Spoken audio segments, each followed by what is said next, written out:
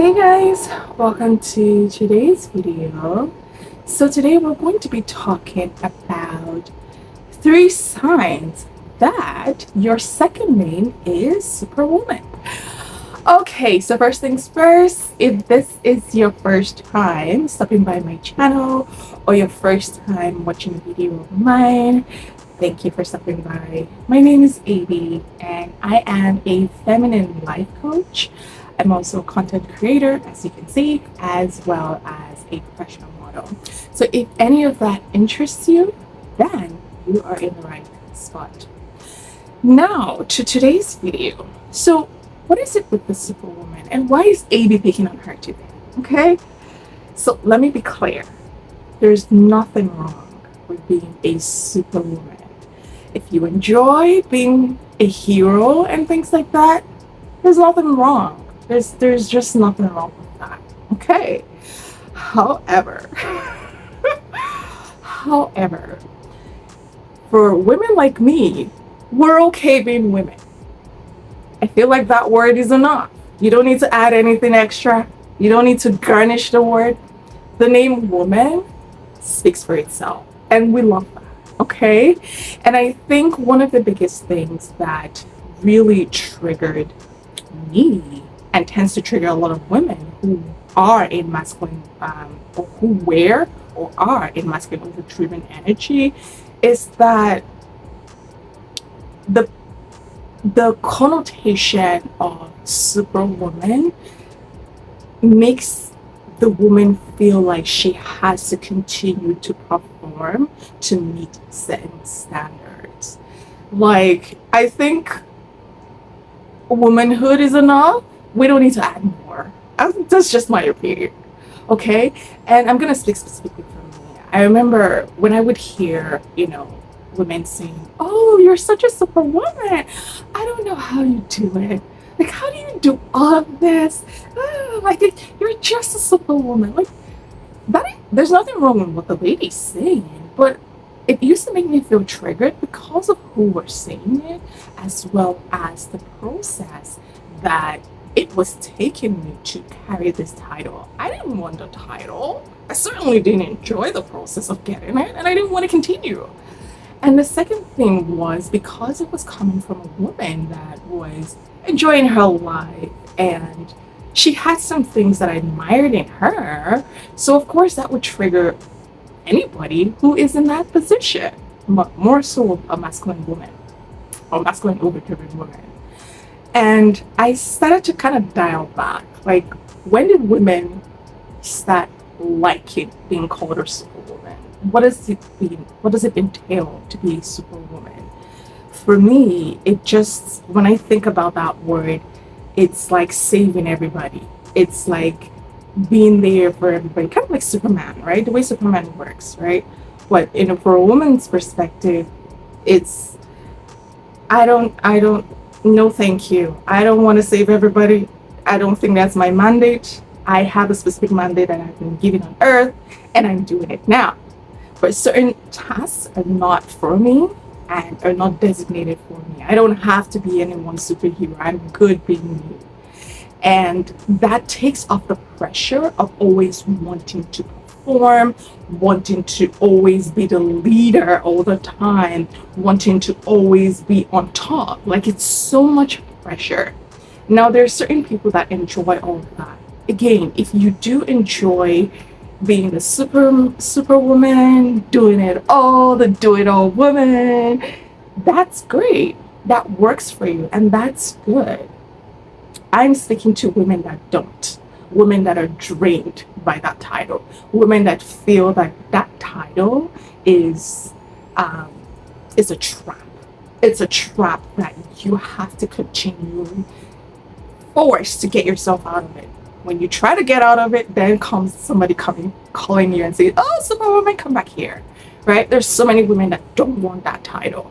Okay, if their superpower is being a woman, they don't need anything extra. They enjoy being a woman, and they enjoy everything that comes with womanhood. So I just wanted to clarify that.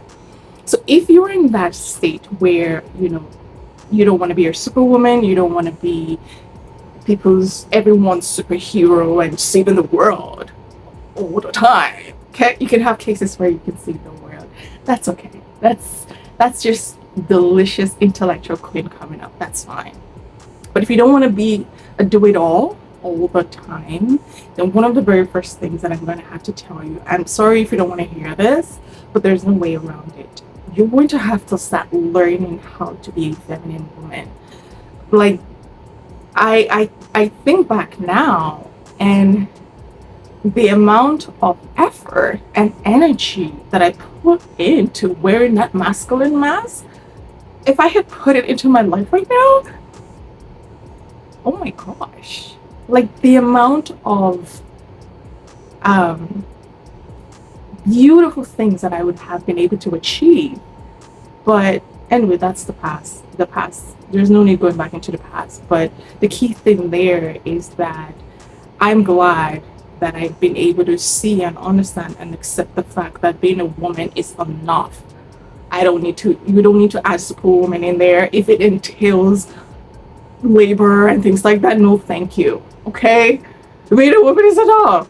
And being a woman is in itself a superpower, right? Because you do so many things to transform the world by just being you as a woman.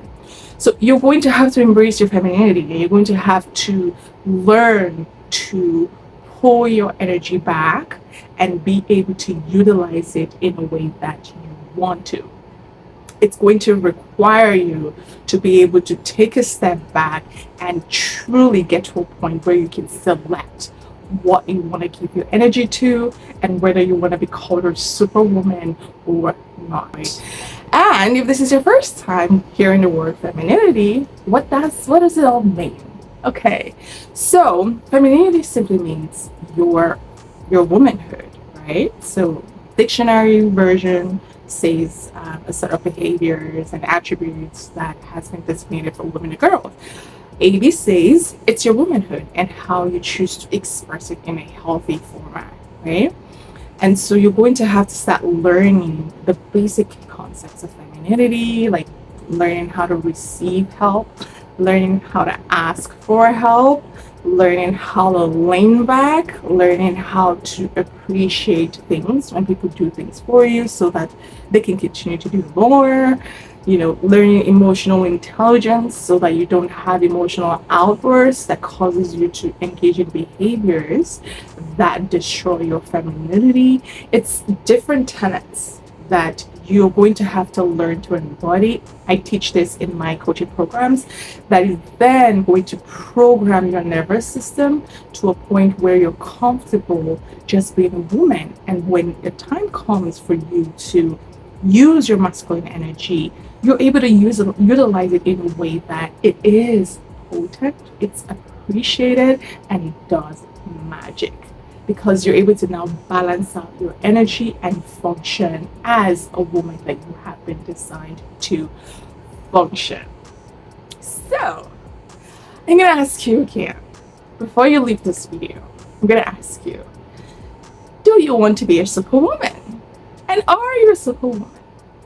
If you are a superwoman and you like it, great. If you are a superwoman and you don't like it, or you want to be a superwoman at specific times and not all the time, then babe, the answer is your femininity. There's no other way. There's just no other way. Okay, so I hope this video was useful to you guys. The idea for this video was, I can't remember what I was watching, but I was watching, was it a movie or a series? And then this lady was like, oh, I don't know how she does it. She's just so strong and independent. And she's such a superwoman. I was like, and I rolled my eyes. I was like, Amy, thank goodness. Thank goodness.